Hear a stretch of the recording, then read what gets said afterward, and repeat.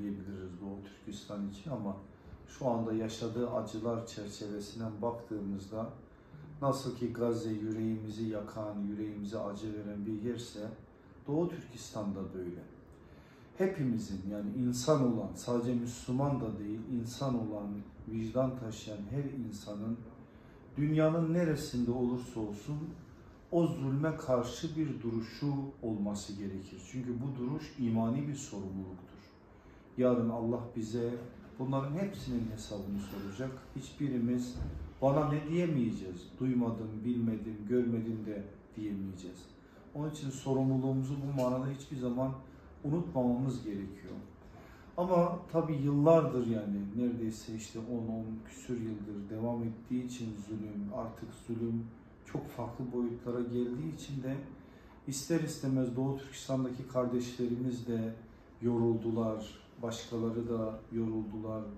Bu meselede sorumluluk sahibi olan insanlar da farklı bir noktaya geldiler. Ama ben buradan bütün Doğu Türkistan'daki kardeşlerime bir şey söylemek istiyorum. O da şu ki Allah sizinle çok büyük bir alışveriş yapıyor aslında. Bu bir alışveriştir yani. Nihayetinde o zulüm, o topraklarda bir imtihan olarak karşımıza çıkıyor. Biz bu alışverişten yüzümüzün akıyla çıkabilmemiz için mücadeleden asla vazgeçmememiz gerekiyor. Biz zulmü engelleyemeyebiliriz belki, gücümüz yetmez ama zulmü dünyaya duyururuz. Oradaki kalan kardeşlerimizin acılarını dünyaya duyururuz. Burada olan kardeşlerimizin daha iyi yetişmesini sağlarız. Sıkıntıda içinde olan kardeşlerimize bu manada moral oluruz, umut oluruz.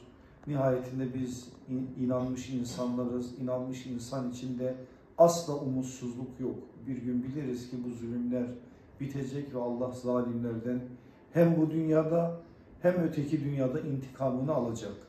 O intikamın gerçekleşmesi için de bizim sorumluluklarımız neyse onu yapmak durumundayız. Onun için özellikle buradaki Doğu Türkistanlı kardeşlerimiz, özellikle gençler, dijital alemi çok iyi kullanma adına bir adımlar atması gerekir. O zulmü daha fazla belgelendirerek dünyaya duyurmak, dünyayı bundan haberdar etmek.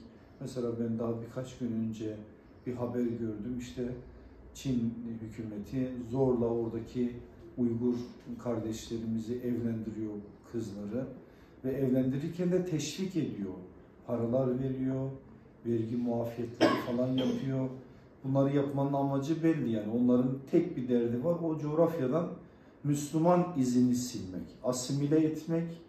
Aynen Endülüs'teki gibi. Zaten Doğu Türkistan bir ikinci Endülüs olma yolunda şu anda. Aynen Endülüs gibi İslam'a ait olan her ne varsa o izleri sürmek. Onun için camileri yıkıyor. Onun için mezarlıkları tahrip ediyor. Onun için İslam'a karşı her ne varsa onları ortadan kaldırmaya çalışıyor. Vallahi biz de bunun karşısında duracağız. Elimizden ne geliyorsa, programlar yapıp insanlara duyurmazsa, o başka platformlarda bunu dillendirmekse bu, Çin'in zulmünü insanlığa haykırmaksa bu, İnşallah bunları yapacağız ki yarın Allah'ın huzuruna geldiğimizde o hesabı verirken evet ya Rabbi biz de bunları yaptım diyebilelim. Allah hepimize bu uğurda gayret versin. Buradaki bütün kardeşlerimizi Allah her türlü şerden, beladan, musibetten ve Çin'in o kötü planlarından muhafaza etsin. En yakın zamanda da o Doğu Türkistan'daki coğrafyamızı selamete eriştirsin. Hiç umutlarınızı yitirmeyin.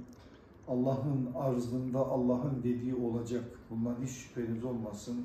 Göreceksiniz Kaşgar'da da, Urumçi'de de, Hoten'de de inşallah Allah'ın o yüce olan sesi yani ezan-ı Muhammed'i özgür olarak çağlayacaktır inşallah.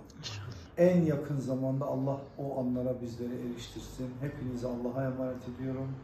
Dua ediyor, sizden de dua bekliyorum. Esselamu Aleyküm ve Rahmetullahi ve Berekatuhu. Allah razı olsun hocam. Teşekkür ederim.